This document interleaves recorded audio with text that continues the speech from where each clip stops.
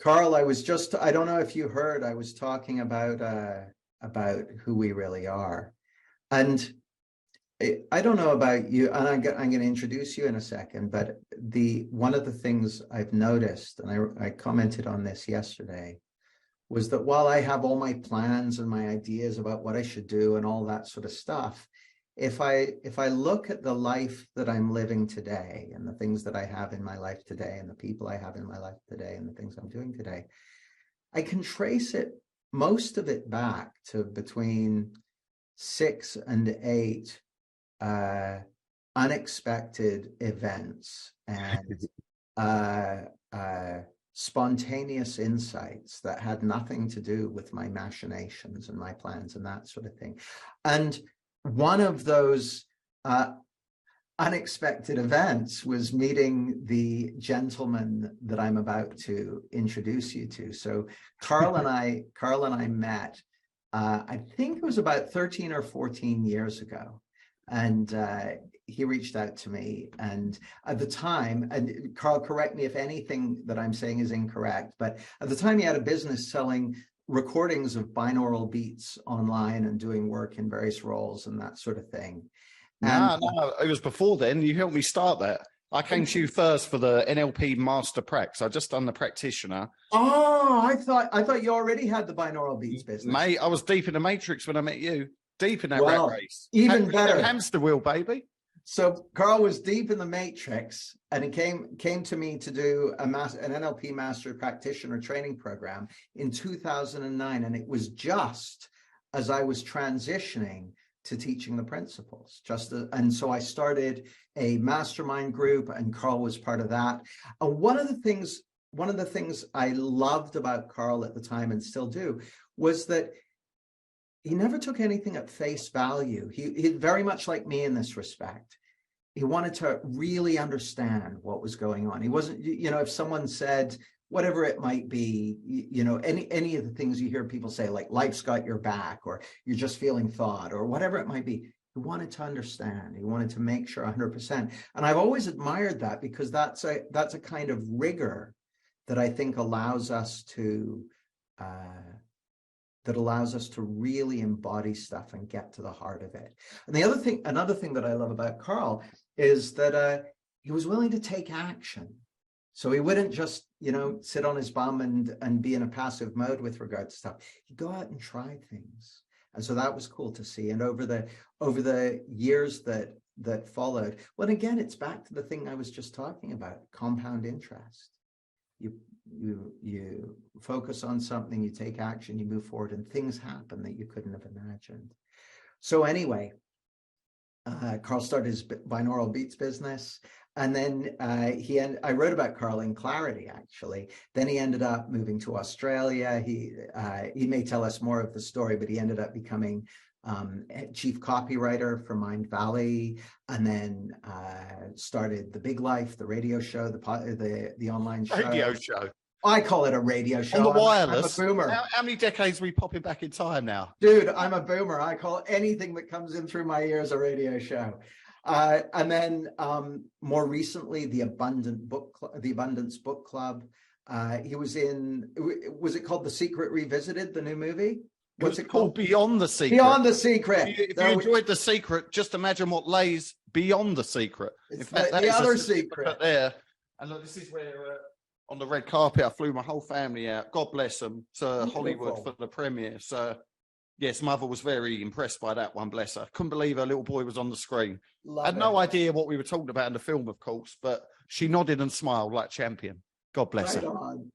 And one of the reasons I thought of Carl, you won't have heard this, Carl, but my brand ambition is to be practical without being prescriptive, to leverage spiritual principles without being woo-woo, to have a big impact without being earnest. Yeah, I like that one.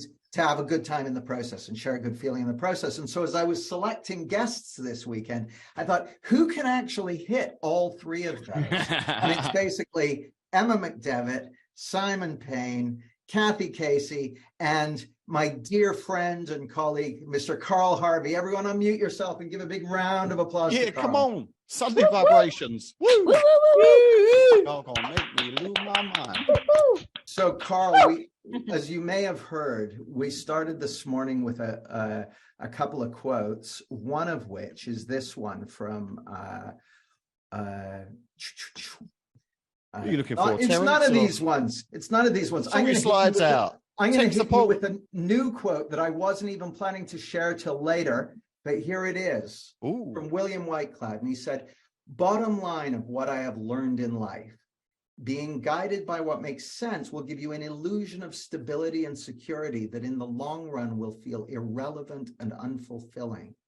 And that being guided by the calling of the wild, irrational inner voice that makes no sense whatsoever leads to a spectacularly miraculous life. But I've also learned that the spectacularly miraculous life does not unfold for the half-hearted. You have to be all in. Preach. What do you make of that one? What do you make of that? Yeah, absolutely. Spot on, mate. 100%. You've got to be all in on anything.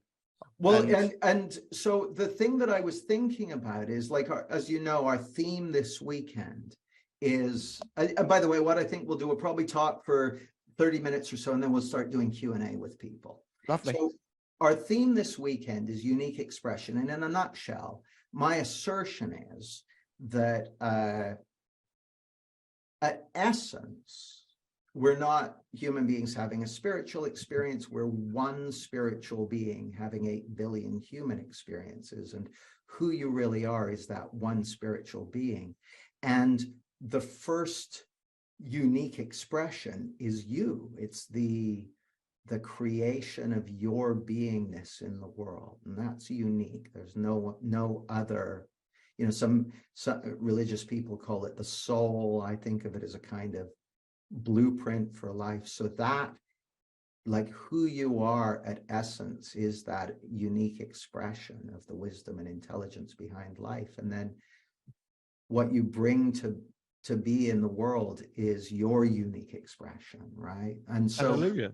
the thing that I was wondering straight out of the gate is, how do you relate to that idea that there's something unique in you seeking expression in the world? Yeah, hallelujah. And before I answer that, if I may, first, I want to humbly apologize for writing those 7 nasty reviews on Amazon about Clarity. They were all it made for a much better story. It made for a much better story. There were not having that with 100% positive reviews, can we? No, there were 21 nasty reviews. I just was it? 7 of them. Yeah. Well, only a third of them were me, so I humbly apologize for those. No, it made for a better story, mate. It's all good. Well, and in reference to your question, allow me to quote the great philosopher and rapper 2 Chainz, who said, "I'm different. Yeah, I'm different." I really believe that. When I first heard, and I'm going to absolutely paraphrase and bastardize it slightly, but the idea that there's one God force or one energy behind life, and because it's infinitely creative and omnipotent and powerful, at some point this glorious genius energy effectively got bored.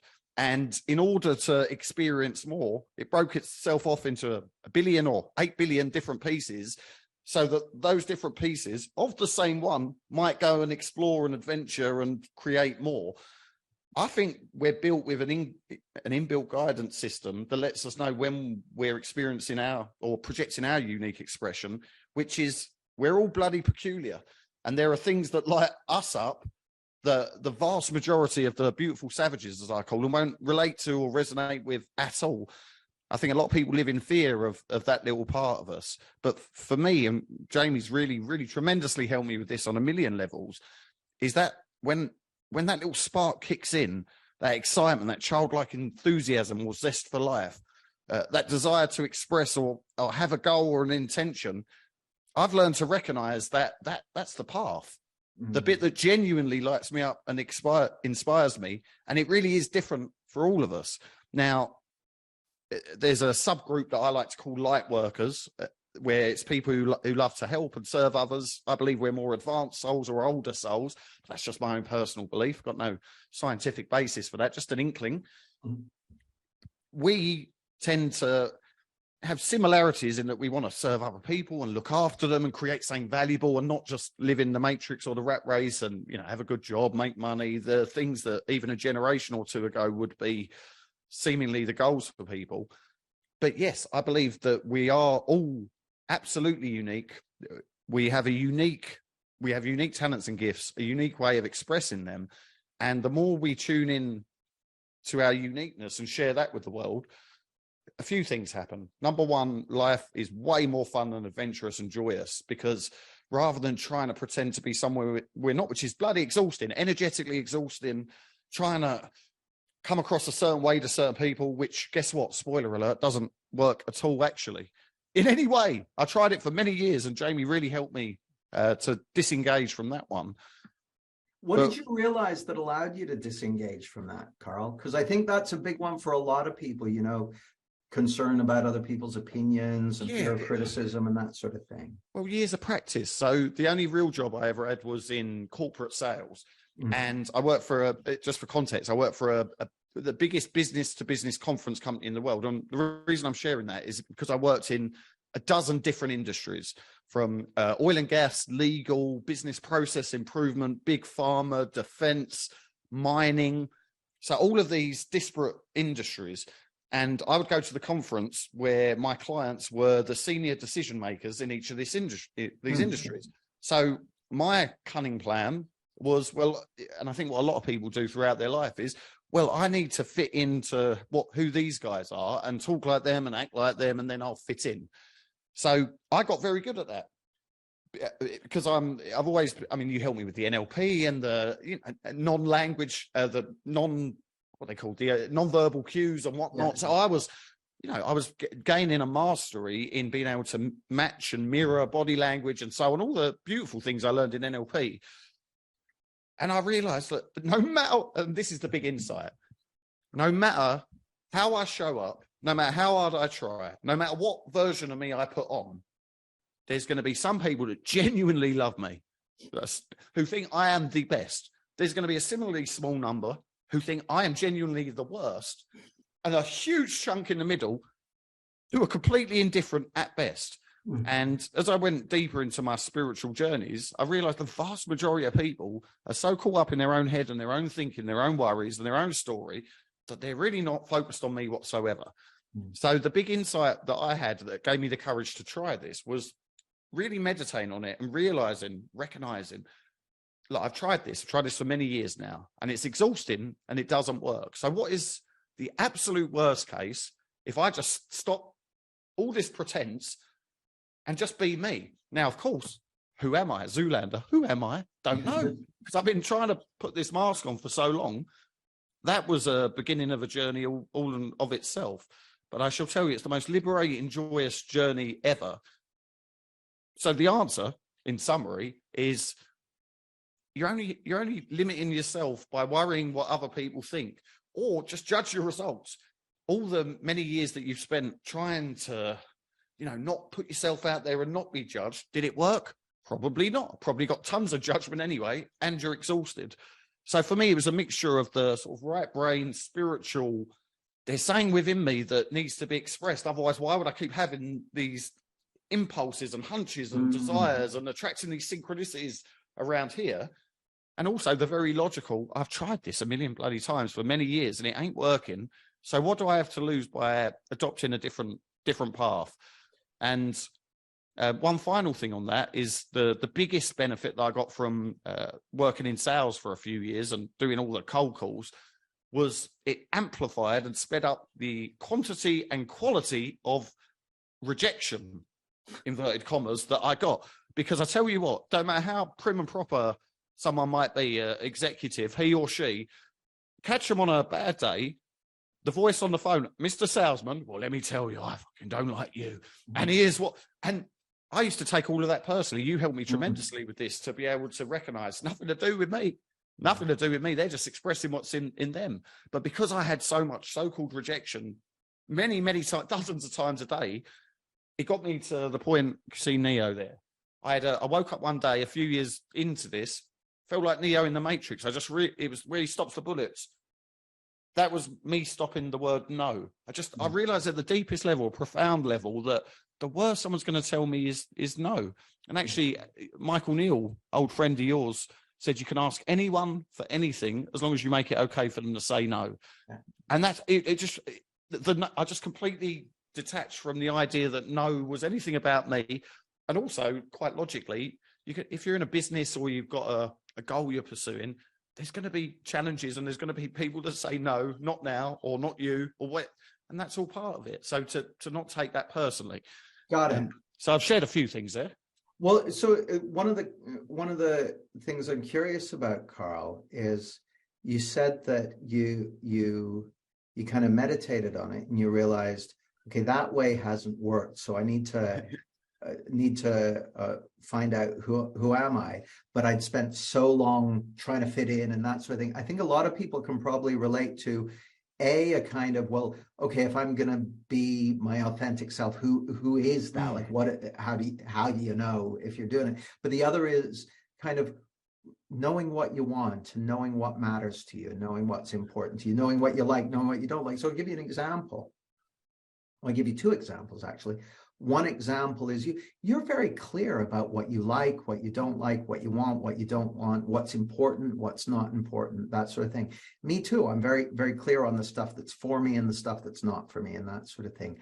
But that didn't happen overnight. Like there was a time when I would spend huge amounts of money on Hugo Boss suits. And now I look at that, I'm like, you wasteful bastard. Oh, really? I bet you look saucy in a Hugo Boss suit, though, Jamie. Let me tell you.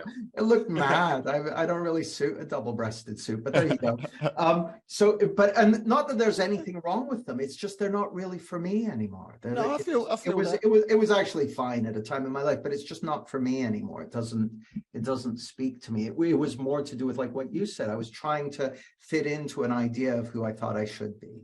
Yeah. And so what were your first steps after realizing, because I told a story yesterday of being at a workshop and the trainer said, get in pairs and find out from the other person, what's your purpose in life? But what came out for me eventually was, I have to be true to myself. Like that's the most fundamental purpose, to be true to that uniqueness within us. And that's what I heard in what you just said, like you're being true to yourself rather than your ideas about yourself. What did you do next? What happened next that allowed you to uncover that and get clearer on it? Yeah, great question. I'm glad you asked this, actually, because just before the break, you had the nice, handsome gentleman on with the nice backdrop who was talking about, how can I be absolutely certain of my purpose?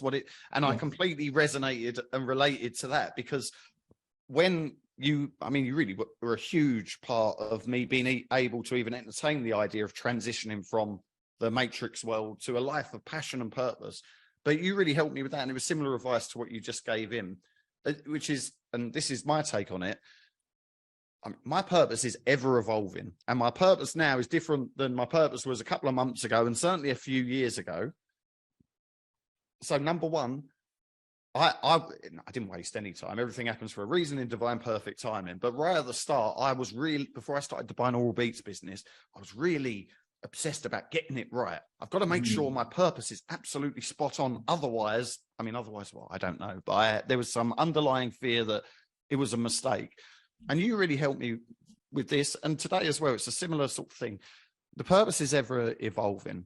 And you asked me a couple of questions. One was, if money wasn't an issue, like if you won the lottery and you had 50 mil in the bank or whatever it is, and you've done the year or 5 years of traveling around the world, living like a gangster, and one day you just wake up and it's like, God, I've had enough yachts and I can't have another mojito for breakfast. Like, I'm bored.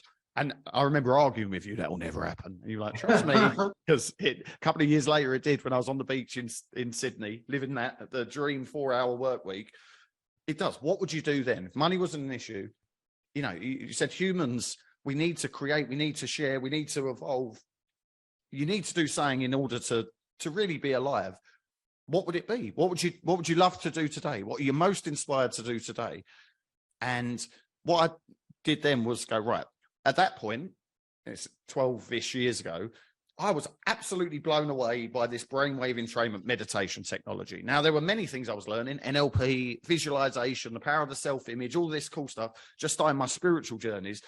But I just finished a law degree a couple of years before.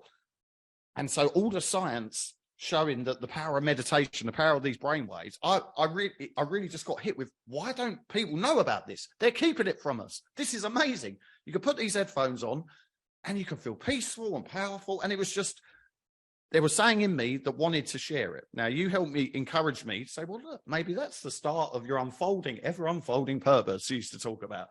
So I thought, well, yes, why not? Let's start that and go all in on this one for a moment. And for 6 months to a year, that was my entire purpose, creating a beautiful website and doing deals with all the people who sold these. And really, it was based on service and value, because if you Googled brainwave entrainment back then, it was either terribly sciencey or just sheer blown sales propaganda. There was nothing. So I thought, well, there's thousands of these tracks. Someone needs to bloody write some reviews and say which ones are good or not, because I've wasted tons of money on the crap ones, and these ones were cheaper, but they were great. And then it came to me, well, you could do that, couldn't you? So I've got some keys here to purpose, 5 of them.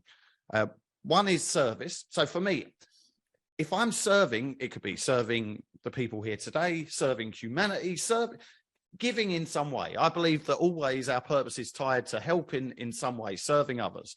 Second one is that whenever you're practicing whatever it is, you lose track of time. So third one is flow state. So slightly different, but lose track of time, a sense of flow and presence. Service doesn't feel like work. Now, you know, here it's officially work on a Sunday, but it doesn't feel like work. I'm having a great conversation with some beautiful people. Yeah, one of my favorite humans on earth. And then the 5th one is that to you, it will seem easy and simple. And here's one thing I absolutely want everyone to reflect on and consider, or open to the possibility of, that there are a handful of things that to you are so fucking easy that you've dismissed them, that to others, I mean, they chop their hand off for you to have the understanding and depth of insight that you have about this thing. So as to not overcomplicate it. But typically, so the start for me of embarking on my purpose was, what if I can take this intangible idea and share it? And then that one worked. And especially for the gentleman who was on before, here's what happened next. I had the same sort of inner shift where that still quiet voice started whispering to me again. That gave me the next idea, or the next step of the unfolding purpose. It's a great book by Michael Singer called The Surrender Experiment. Yeah. He also wrote The Untethered Soul, but The Surrender Experiment is his autobiography, effectively, of how he accidentally became a billionaire by surrendering to by saying yes to the universe, no matter what came up. But at the world-class level, like, I don't really want to do it, but yes, there's a reason it's popped up. And early in the book, he was not running $1 billion software company. No, he was a dropout. He was like Mark Allen, another one of my clients, the publisher, who at 30 was, dead broke, lazy, self-described lazy, wasn't doing anything. If you listen to your intuitions and impulse and what you want to share, and I was here for the first couple of hours today, everyone here that I can see has got an idea of what they would love to share if it wasn't for all these worries and stories or things that happened in the past. That lovingly, you're never going to have the full plan worked out in advance. My great friend and client and mentor, Dr. Joe Vitale from The Secret, says the next step is always revealed. The next step, not all of them, and it would be boring if they were, but the next step. And so if we can embark fully on that first step, what would I love to create today? What would I love to share? And not worrying about, well, what does it mean 3 months from now? Is this the right move? If you're inspired now and you put your heart and soul into it, there's a very good chance, I believe, that is the right move. But the key is to start and not to overthink it, to move. I couldn't agree more. That's something you'll remember I've been saying for 20 years is there are things you're going to discover by taking action that you're never going to figure out in the privacy of your own head. Mate, every business I've got, I was going to be a lawyer for my entire life. And it was the first real insight that I remember was after I finished the law degree. I'm 2 weeks away from starting as a lawyer or doing the training practice course. Was that voice popping in my head saying, Carl, are you still pretending you want to be a lawyer? And I was like, who said that? Yeah. But luckily I listened to it, and that same instinct or intuition it got me out of like 8 or 9 near-death experiences, but also got me to Australia, set up every business that I have, ended every business when it was done, moved me to Malaysia to be the copywriter at MindValley, and have some great, glorious adventures, and move on every time since. Move back to my hometown now after living around the world for 12 years. In short, I mean, you pointed to this earlier as well. None of that was planned. In fact, quite the opposite. The more I let go, there really does seem to be an energy behind life. The less I get in the way of it, the more I achieve all my goals, the happier I am, the more people I serve, the more money I make, the more successful in every way. And that's through me surrendering and letting go. And of course, showing up and doing my absolute best. How you do anything's how you do everything. The 4 agreements, always do your best. But none of this was dictated by me, it should be like this. So it's almost like a deep breath and allow these impulses to flow through you. I mean, Jamie, you had the biggest NLP business in England. And I mean, all the CDs you were putting, they were absolute sauce, sensational. And then one day something hit you and you were like, no, you know what? It's Sid Banks and the principles. This is what's in my heart. I have to share it. And I'm sure there must have been naysayers that said, man, you've lost your mind. You know how much money you're making off these CDs? We had 90,000 people on the email list. 15,000 of them came over with us. So that's whatever that is, 20% of the list. 80%. So I just want you guys to think about that. 80% of my community. Now, here's the thing, on an email list, X number of people will be checked out as well. So, but 80% of people weren't interested, right? So turn up the volume or change the channel. So I said, hey, I found something new. I'm turning up the volume on that. And 80% of the people on my list said, no, we're changing the channel. We'll go somewhere else. But I have a life beyond my wildest dreams today because of doing that. I think that's a recurring theme. Carl, I just wanted to what you were just saying. I just think it's such an important point for people. So I want to go back to that Steve Jobs quote, that the last bit of it. Most important, have the courage to follow your heart and intuition. They somehow already know what you truly want to become. Everything else is secondary. And I think that's what we're pointing to. Like there is a binary thing. The head will always want a 12-month plan with a 5-year 5-year prospectus and all that sort of stuff, and a guarantee that it's going to work out. But the heart and the intuition, they have access to sources of information and guidance that aren't available to our conscious mind. I really believe that. Where do you think the guidance is coming from? What's your personal take? Well, here's my take on it. That quote I started with, where we're not human beings having a spiritual experience. We're one spiritual being having 8 billion human experiences. I think the number's just gone up to 8. I guess because the population of the planet was 1 billion 100 years ago, and now it's 8 billion. So God must have got really bored to real quick the number of experiences he wanted. But so we're one spiritual being having 8 billion human experiences, and who you really are is that one spiritual being. Well, how I think of it is like I've got a mobile phone, right? And I get the internet on this phone, and the internet that I get on my phone, it's a local instantiation of the internet, but there's one internet. Like there's 8 billion iPhones, 8 billion phones, but there's one internet. And so it looks to me like, while we, of course, experience the world as individuals, it's useful for me to know whose hands these are, because I can scratch my nose and brush my teeth without sticking it in the wrong hole and all that sort of stuff. But there's actually only one thing going on. There's only one thing going on. And as my friend Fred says, if there's only one thing going on, how on earth could you possibly not be it? Yeah, hallelujah. And so it looks to me like that's where the guidance is coming from, because it's all centrally guided. I think the more you study this and put your attention on it, you know, what you focus on expands. But when you look at someone like Steve Jobs, who, for all of his flaws, perhaps, was one of the most powerful, influential people of our lifetimes. And he's saying the same thing that the spiritual texts are pointing to. Yeah. Like, his thing wasn't, you know, you need the best design of, you know, Johnny Ives to design it, and you need the best marketing. He's saying, you know, I followed my heart and intuition. I listened to that.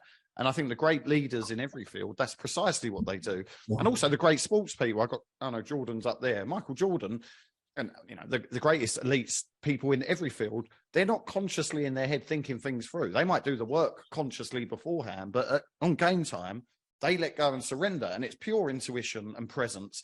And I just think there's a million examples of that. And plus, anytime that I'm talking to you beautiful people here today, actively listen to that inner nudge and hunch, something you want to create, and let yourself go for it, you are fully alive and vibrant in ways that you never are and will be when you're doing something because you think you should do it, or you must do it, or someone told you I got to do it, or this makes the most logical, reasonable, rational sense. It's the joy of creation. And I think, you know, the God force or the spirit or that oneness behind life makes it very clear when we're on that path, because it lights us up.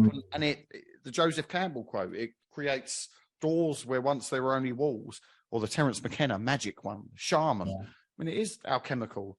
It's astonishing how we can take an intangible thought impulse and turn it into physical reality. But for me, each and every time I create something beautiful in my life, it's through following this inner nudge, this inner hunch, not worrying about what people might say, not trying to get me out of it.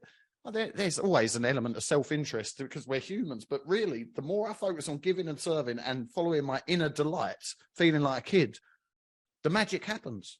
Yeah. And yeah. Carl, that's so. What I was thinking is, why don't we take questions for people? I know that sure. If I were to ask you guys, like Carl, just to give you some context, Carl has created multi-million-dollar businesses. He's, you know, showbizzed it out in LA. He's done, accomplished, I would say, more in his life so far than many people ever do. So you've got an opportunity to ask questions of someone who's created incredible stuff, primarily through following that unique exclusively. I would say exclusively. Well, I'm going to say primarily, because I wouldn't be surprised if from time to time you got a bit anxious and held on a bit too long, or that sort. But maybe you didn't. Actually, let me ask you that just before we take Leslie's question, Carl, because you, similar to my situation, you've walked away for things where I'll bet, like when I turned my back on, when I turned my back on when I was a contractor, I was earning $1,000 a day, working 12 to 20 days a month. So I was raking in more in a month than I used to make in a year. I was balling it. So I had to waste my money on Hugo Boss suits, right? And when I said, you know what, I'm quitting that, I'm starting my own business, all my friends thought I was absolutely crazy. They thought I was totally crazy. And it wasn't like I'm starting my own business where I'll be making the same money and that sort of thing. I'll start my own business where I'm going to be hustling, right? And trying to figure it out. When I walked away from the NLP business, people were like, Jamie, you must be crazy. But I've learned to trust that guidance. So will you just tell us about one of yours, Carl, and what happened for you that allowed you to walk away from something that was a good gig? Maybe one of the ones that, like one of the later ones rather than the corporate sales. I'll tell you a good one. So I was living the dream on the beach in Bondi. I had 2 six-figure businesses. I'd quit my last ever job I'd had the day after reading Tim Ferriss's book, The 4-Hour Workweek. And I went in to the boss. It was an ad company in London. I was being groomed for the top spot. I had the world at my feet, the London ad world, but it was making me miserable because that wasn't my path. It's like, what the fuck do I care about Coca-Cola and Vodafone? I'm making no impact.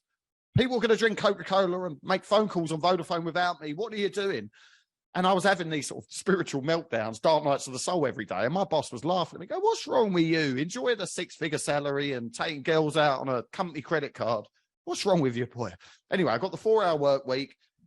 quit my job the next day. I was like, I'm going to do one of these internet businesses. Naturally, he told me I was mad, crazy, etc. Fast forward a few years, well, probably 3 years. I'm on the beach in Sydney, living the proverbial dream, not even working 4 hours a day, 1 email a day, gangster. That was fun. Let me tell you, Jamie, for 2.5 weeks.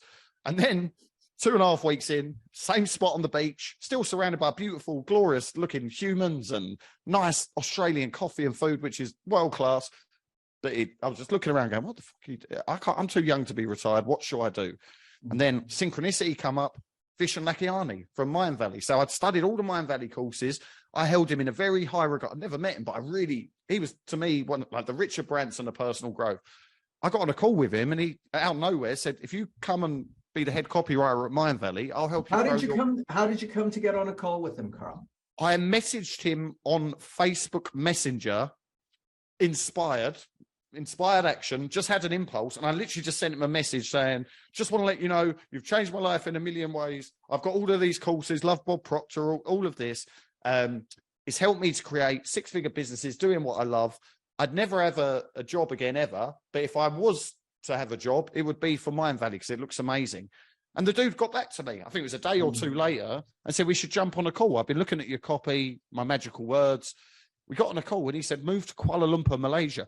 Now, I'd been to Thailand once and I got roofied on my first visit. So I was a little skeptical of going to Asia, let alone, deep, dark Kuala Lumpur, like crazy energy. But my intuition said yes. So I went to go and be the head copywriter, which was glorious. Within 3 months, we'd set up a business together. We did $1 million in sales the first year, the big live. So I was interviewing people like Bob Proctor, God rest his soul, Jack Canfield, Paul Shealy, yourself, and many others, Asaraf, all these people that I was paying thousands to learn from, tens of thousands. Now I got to get paid to do it. Sensational manifesting. Anyway, we did 2.2 million the second year. The third year, we were about to hit 3 million.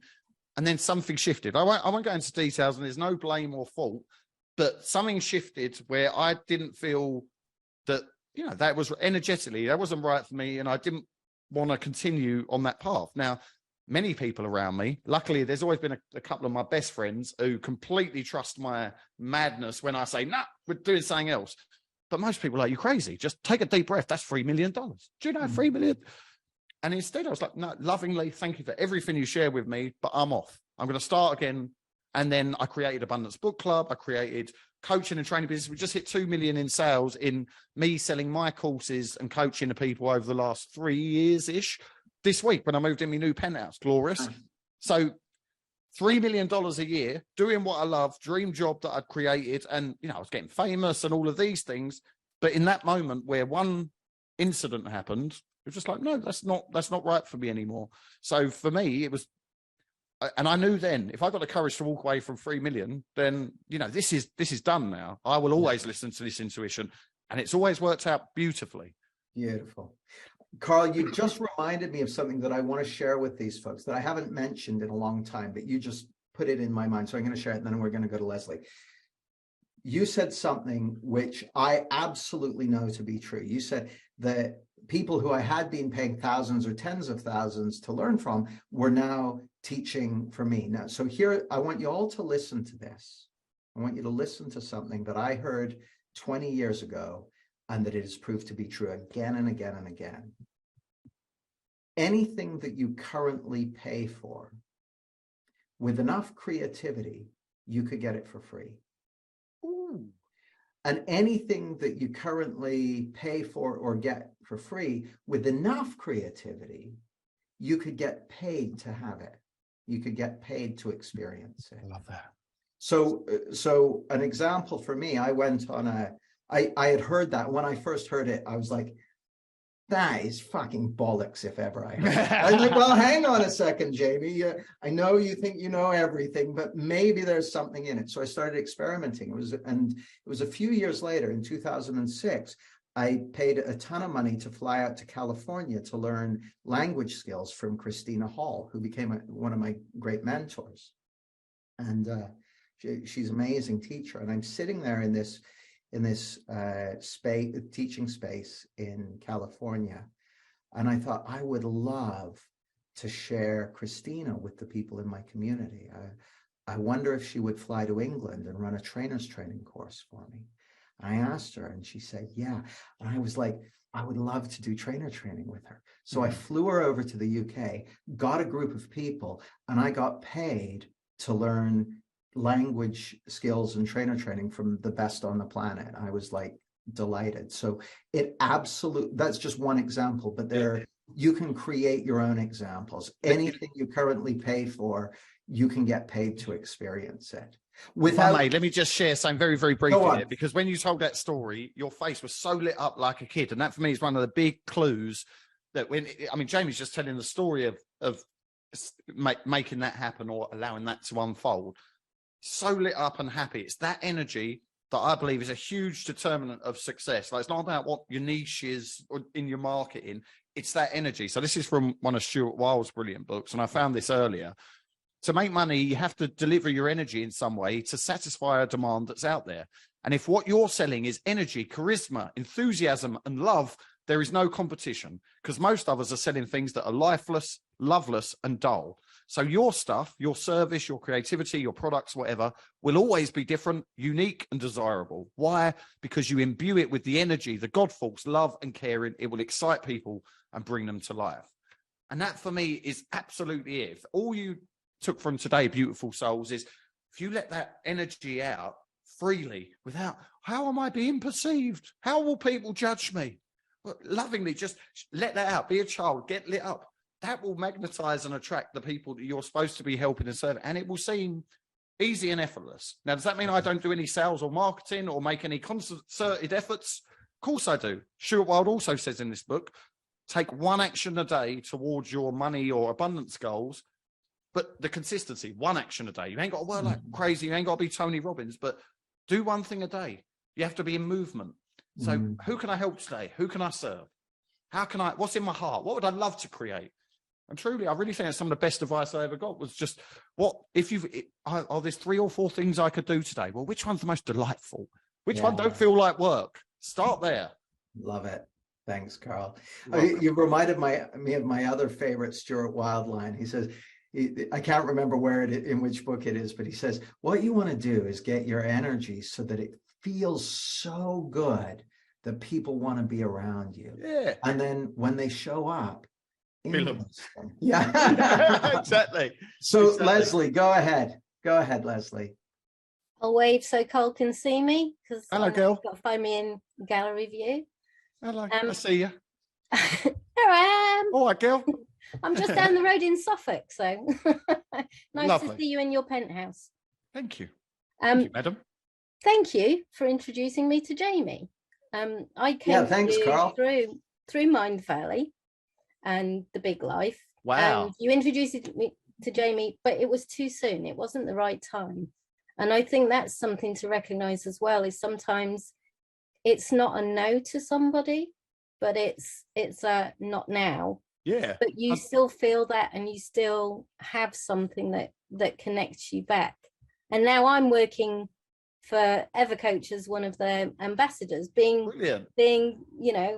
able to consume the stuff that I used to pay for free, because I'm serving other people running masterminds for Michael Neal's quest. So it the synchronicities are just astonishing when you look back. And it's Michael Neal now, is it? That's another synchronicity. I didn't know he was doing that. I thought Evercoach was Arjit and Rich. Rich Livin, who you introduced me to, Jamie. Yeah. No, wow. Michael has a quest on there. He's doing his own thing, and I'm in programs with him separately. But brilliant. He still has a quest on Evercoach, and I run the mastermind to support people doing that. So awesome. Well done. But the thing I wanted to ask was, all the time I've known you, I've never heard you sort of say 3 Ps. I've never heard you sort of talk about the principles. You've talked about intuition and things like that. But to you, is that the 3 Ps? Are you speaking about 3 Ps in a way that people in the UK can understand, and it's not woo-woo? Yeah, do you think that that's a great 3 Ps question. are underneath the big life? You know, is that what causes the big life? Yeah, I mean, I would say that. I mean, it's a fantastic question. Number one, yes, I think, as Jamie would probably say to you, that the 3 principles underlie everything, and I think the real honest answer is that I find it easier and more concise for me to point to these ideas in a slightly different way. However, I must say that the years I spent with Jamie and his motley crew learning about the principles embedded deeply on me so much that it had a very profound, long-lasting effect. And so, yeah, I mean, I, as always, follow my intuition and share what I feel led to share. And frankly, anytime I've talked about the principles, which I have done some videos about in the past, few years ago, I was never able to elucidate or explain it as well as my man could, or some of the others. I listened to every CD Jamie did, Chip Chipman and all the other ones. And I still, actually, I just gave that. I've got a game with the universe where I'd never sell a car, I just give them away. So I had a Mercedes convertible when I first moved back to London that I just give to one of my best friends. That had a CD player in it still. And I had all of the old Jamie Smart CDs as well as the old 50 Cent and Jay-Z CDs from back in the day. So I was listening to them, I don't know, 18 months ago in the Benz. And yeah, it's the energy that they give me, which I absolutely love. But I guess short answer is yes, the principles underlie everything. And I just, you know, like a chef, like Gordon Ramsay cooks things different to Jamie Oliver or whoever else it might be. It's a slightly different way of pointing to it. But I imagine as I get more mature and wiser throughout the years, I'll be able to explain it slightly better, the old principles. Well, and the other thing that occurs to me, Carl, like, and I think this is a point worth making, like the principles, like Sid used to say, there's really only one principle, it's mind, right? Like what the three principles, you know how if you go to London and you go on the tube map is really easy to use, right? But it's not accurate. That's not what it's got all right angles in it, and that's what tubes don't go around right angles and stuff. It's just easy to use. Well, to me, the three principles, they're a model. It's a model that's pointing to that divine intelligence, that universal life force, that one mind, and it's a model that certainly I've found is really useful for waking people up to the truth of who they are and what they've got going for them. But I don't have any sense that everyone should be teaching the principles. I think the whole idea of unique expression is do whatever makes sense to you. One of the reasons I wanted to have Carl on is because he to me, he's a great example of someone really being true to that unique expression and doing what makes sense to him. Now, you know, his giving cars away thing, I vividly remember a conversation in Cafe Rouge in Whiteley Centre. Yes, indeed. In West London. And what happened during that conversation is Carl and I were having a chat about a car, about a Mazda MX-5. And during that conversation, while I may have been talking about mind, thought, and consciousness, or who knows what happened was Carl had an insight. Now, Leslie, it's my assertion that the only thing that ever makes a difference to anyone is an insight.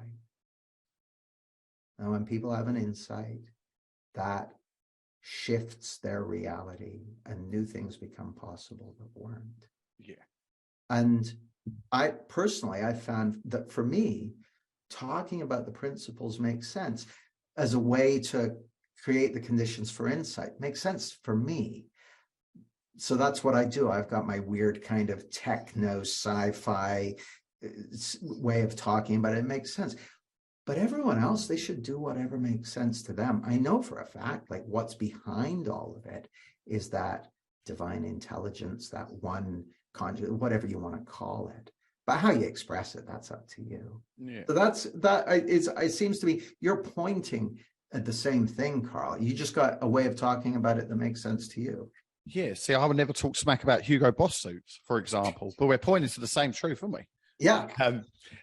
But one of the principles that, or the way Jamie explained it to me, that's always stuck with me is that you're always feeling your thinking. So you're not experiencing reality per se.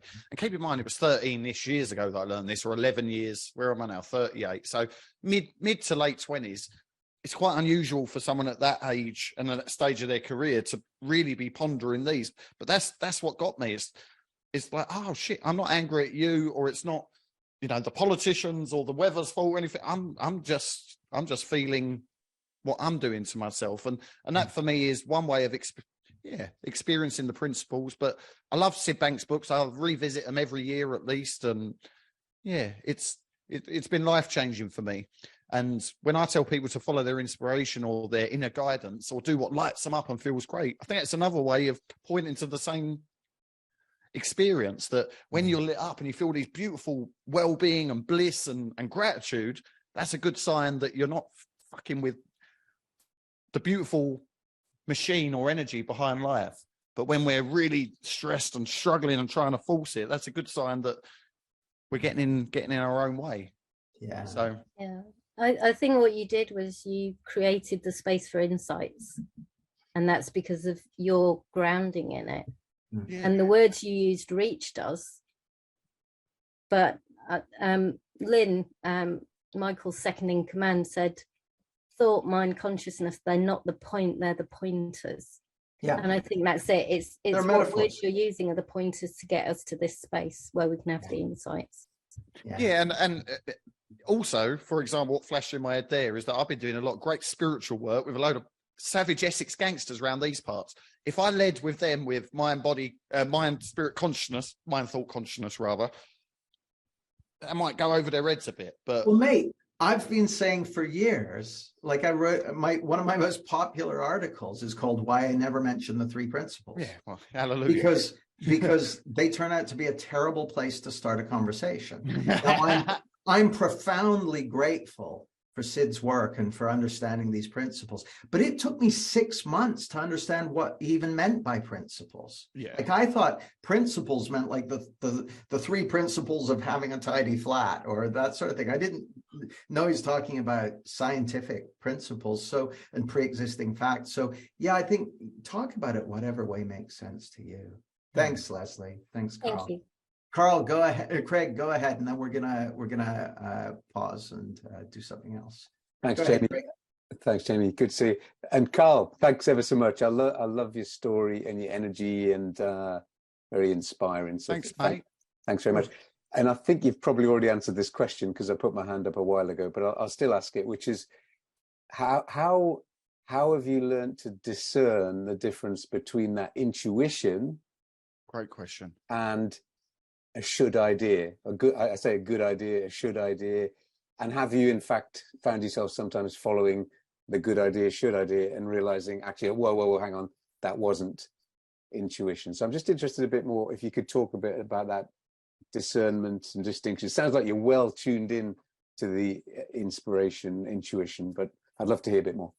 Great question, Craig. Great question indeed. Yes, there was a specific process, especially the first couple of years of when I first heard about the intuition and started reading about it. And also that coincided with me doing the meditation and whatnot and having all of these strange insights and different experiences. But luckily the answer is as simple as a pad and a pen, because I had probably a year where I've had this idea, but that can't be intuition. That'll be my ego, won't it? Oh, it's this back and forth.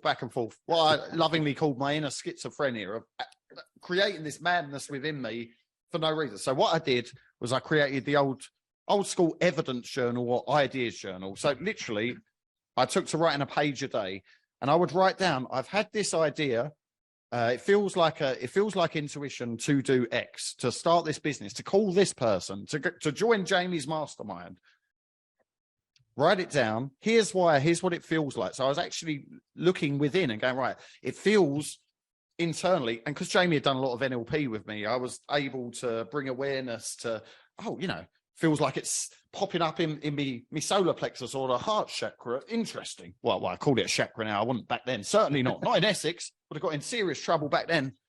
And I tested it. And what I discovered actually, Craig, really, really quickly, I think I did it for a couple of years, but within 6 months, it was very, very clear that there were discernible differences between something in my head. in terms of the way it felt emotionally or vibrationally, I'd call it now, whether it was up here or not, there's qualities infused with it, but almost certainly it's going to be different for every person. But what I've discovered by writing it down and testing it was then I could go back in the journal a couple of months, go, aha, I did have that idea, and look where it led, here to here to here. And this thing that I was trying to force myself to do because I saw it on a webinar or I read it in a book and it seemed like a good idea and everyone's doing it, everyone's on that bloody Instagram, aren't they? So that one was nothing but hours and hours of full struggle. And then when I actually made myself do it, this awful thing happened. Maybe that's a sign that, you know, this way. And it's like a muscle, and any muscle through practice, you're going to get better results. And truly now, I don't second guess it in the slightest. I know what it feels like. And it doesn't just come up for so-called big things like business decisions and whatnot. It literally is, what book should I grab today for Jamie's training? What way should I walk the dogs?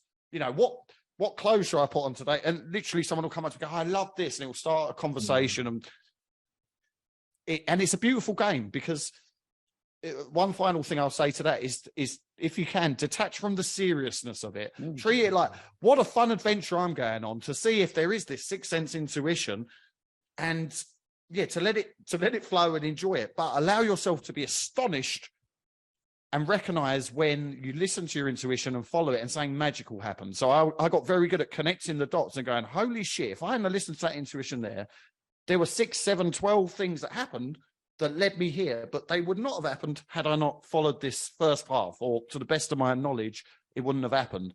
And by retracing those steps and allowing yourself to be blown away by the magnificence and the intercorrelation of the universe or the God force, over a period of weeks or months, I think everyone here, if you embark upon that, you will be able to accept it and embrace it, that there is something going on here, and I'll listen to it more and more. And it always rewards me. Like, it never, ever has led me into trouble, quite the opposite. Yeah, beautiful. And the final thing, it will get louder and louder. The more you listen to it and act on it, crucially, because there's many spiritual texts that say, you know, if the heart's whispering and you're not listening to it, it can give up. It will go talk to someone else. But it doesn't matter how long you've been ignoring it. If you make an intentional decision to start now, she'll start whispering to you again. It's true. And you said it's like a muscle, and it is. And it's also another way of thinking about it. It's like, if you've not been paying attention to someone, like you said, they give up. But as soon as you start paying attention to them, the more attention you pay, the more clearly you'll hear what they're saying. I mean, we're talking about hearing, but it shows up in different ways. For some people, it's just a feeling. For others, it's something they hear or see or sense in some way. It'll come to you in your own way. Carl, that's all we've got time for today. But where can people find out more about you if they want to, find out about the book club or anything else? Where's the best place for them to go? If you go to www.carlharvey.com, I'll put it in the chat there. Perfect. I set up a page so everyone here can get. I've got a creative visualization collection with the brainwave entrainment, 25 done for you guided visualizations, including some for intuition, belief. It's completely free, so help yourself there. Thank you for having me, Jamie. And it's a huge pleasure. And this has reminded me of all the glorious years I spent coming to your events, and I want to come to the next ones. So I want more of this. Right on. Well, you're always welcome, my friend.